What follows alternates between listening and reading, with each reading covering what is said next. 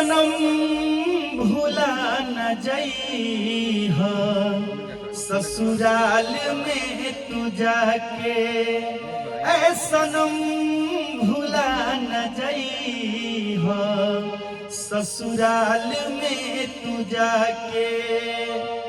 हमरा के जन सतइहा, हमरा के जन सतइहा पियवा के प्यार पाके, ऐ सनम भूला न जइहा ससुराल में तू जाके। तू न कइलू बेवफाई, हम भी नइखी हर जाई, केकरा से कोई रोशन ई वक्त के रुसवाई।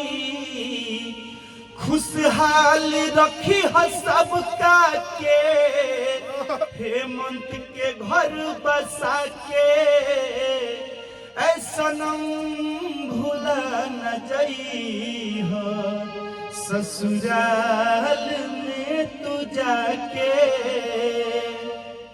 आई ई गाना के अथाह प्यार देनी आप सब, और ई गाना के म्यूजिक हमारे शंकर भैया दिले रहनी, ऐ सनम भूला न जइहा ससुराल में तू जाके। और गीत लिखले रोशन सिंह विश्वास और गईले रहनी हम, और आप सबके भाई हेमंत हरजाई, और रिकॉर्डिंग कईले रहस भाई अपू जी। तो आप सबके अथाह प्यार मिलल, दुलार मिलल, और बहुत ब्लंडर गाना हिट भइल।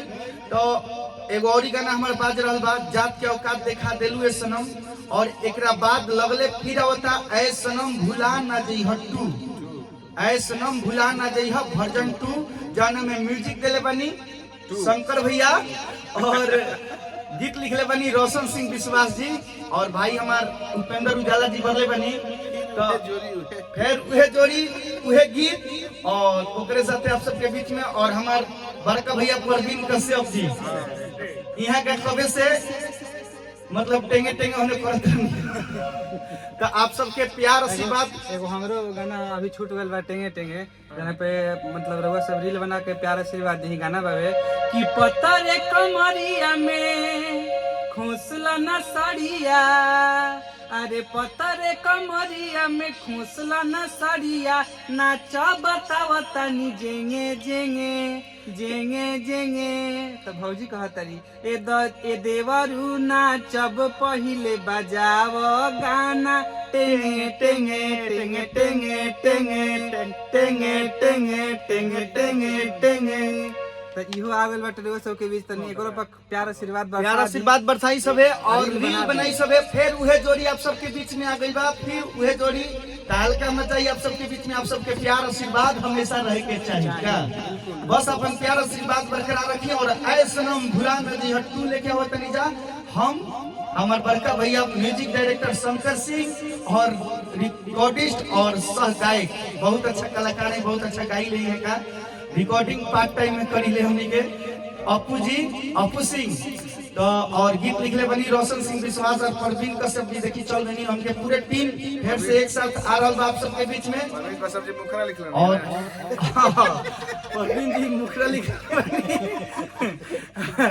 रोशन जी अंतरा लिखा थनी, बाकी लोग संतरा लिखी। अपन प्यार आशीर्वाद दी सब है, और ऐसे ही अपन प्यार आशीर्वाद बना के रखी जा। जय हिंद, जय भारत, जय भोजपुरी समाज, लव यू।